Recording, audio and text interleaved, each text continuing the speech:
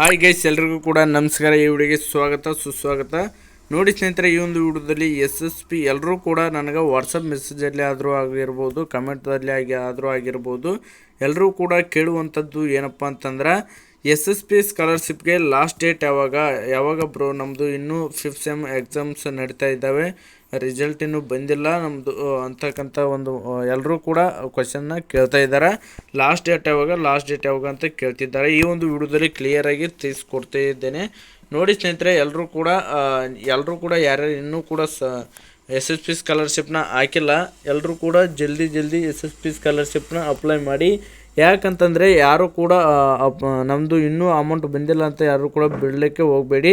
ನಿಮ್ಮದು SSP scholarship application ಸ್ಟೇಟಸಲ್ಲಿ ಏನು problem ಆಗಿದೆ ಅಂತ ಒಮ್ಮೆ ಚೆಕ್ ಮಾಡ್ಕೊಳ್ಳಿ. ಚೆಕ್ ಮಾಡಿಕೊಂಡು SSP ಅವರಿಗೆ ಮೇಲ್ ಮಾಡಿ. ಮುಂದಿನ ವಿಡಿಯೋದಲ್ಲಿ ಮೇಲ್ ಮಾಡೋದು ಹೇಗಂತ ತಿಳಿಸ್ಕೊಡ್ಬೇಕು ಅಂತಂದರೆ ಕಮೆಂಟ್ ಬಾಕ್ಸ್ನಲ್ಲಿ ಕಮೆಂಟ್ ಮಾಡಿ. ಮುಂದಿನ ಒಂದು ವಿಡಿಯೋದಲ್ಲಿ ಮೇಲ್ ಮಾಡೋದು ಹೇಗಂತ ತಿಳಿಸ್ಕೊಡ್ತೀನಿ. ಮತ್ತು ಯಾರು ಕೂಡ SSP ಸ್ಕಾಲರ್ಶಿಪ್ ಅಮೌಂಟ್ ಬಂದಿಲ್ಲ ಅಂತ ಬಿಡಲಿಕ್ಕೆ ಹೋಗಬೇಡಿ. ಯಾಕಂದರೆ ಗೌರ್ಮೆಂಟ್ ಕಡೆಯಿಂದ ಅಮೌಂಟ್ ಏನಿದೆಯಲ್ಲ ಸ್ಯಾಂಕ್ಷನ್ ಆದಮೇಲೆ ಅಮೌಂಟ್ ನಿಮ್ಮೊಂದು ಖಾತೆಗೆ ಪಕ್ಕ ಹಾಕ್ತಾರೆ.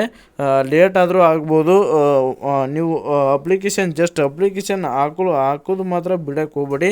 ನಿಮ್ಮ ಮೊಬೈಲ್ನಲ್ಲೇ ಹಾಕ್ಬೋದು ಅಪ್ಲಿಕೇಶನ್, ಯಾರು ಕೂಡ ಬಿಡಲಿಕ್ಕೆ ಹೋಗಬೇಡಿ. ನೆಕ್ಸ್ಟ್ ನೋಡಪ್ಪ, ಎಲ್ಲರೂ ಕೂಡ ಮೆಸೇಜನ್ನ ಮಾಡ್ತಾ ಇದ್ದಾರೆ. ಏನಪ್ಪ ಅಂದ್ರೆ ಲಾಸ್ಟ್ ಡೇಟ್ ಯಾವಾಗ ಬ್ರೋ ಅಂತಂದು ಯಾರು ಕೂಡ ತಲೆ ಕೆಡಿಸ್ಕೊಳ್ಳೋಕ್ಕೆ ಹೋಗಬೇಡಿ. ಯಾಕಂದರೆ ಇನ್ನೂ ಕೂಡ ಈ ಒಂದು SSP ಪೋರ್ಟಲ್ ವೆಬ್ಸೈಟಲ್ಲಿ ಲಾಸ್ಟ್ ಡೇಟ್ ಅನ್ನುವಂಥದ್ದನ್ನು ಮೆನ್ಷನ್ ಮಾಡಿಲ್ಲ, ಅಪ್ಡೇಟ್ ಮಾಡಿಲ್ಲ ಅಂತ ಹೇಳ್ಬೋದು. ಇನ್ನು ಯಾರು ಕೂಡ ತಲೆ ಕೆಡಿಸ್ಕೊಳ್ಳೋಕ್ಕೆ ಹೋಗಬೇಡಿ. ಆರಾಮಾಗಿ SSP ಸ್ಕಾಲರ್ಶಿಪ್ನ ಹಾಕಿ. ಏನಪ್ಪ ಅಂತಂದ್ರೆ ನೋಡಿ ಸ್ನೇಹಿತರೆ, ನೀವು ಜಲ್ದಿ ಹಾಕಿದರೆ ಸ್ವಲ್ಪ ಅಡ್ವಾಂಟೇಜಸ್ ಸ್ವಲ್ಪ ಜಾಸ್ತಿ ಇರ್ತವೆ. ಯಾಕಂದರೆ ನೀವು ಜಲ್ದಿ ಅಪ್ಲಿಕೇಶನ್ನ SSP ಸ್ಕಾಲರ್ಶಿಪ್ ಹಾಕಿದರೆ ನಿಮ್ಮ ಒಂದು ಸ್ಕಾಲರ್ಶಿಪ್ ಜಲ್ದಿ ವೆರಿಫಿಕೇಷನ್ ಆದರೆ ಆಗೋದಾಗಿರ್ಬೋದು, ಅಥವಾ ಎಲ್ಲದರಲ್ಲೂ ಕೂಡ ನಿಮಗೆ ಸ್ವಲ್ಪ ಅಡ್ವಾಂಟೇಜ್ ಇರ್ತಾವಂತ ಹೇಳ್ಬೋದು. ಸ್ನೇಹಿತರೆ, ಎಲ್ಲರೂ ಕೂಡ ಜಲ್ದಿ ಅಪ್ಲಿಕೇಶನ್ನ ಹಾಕಿ.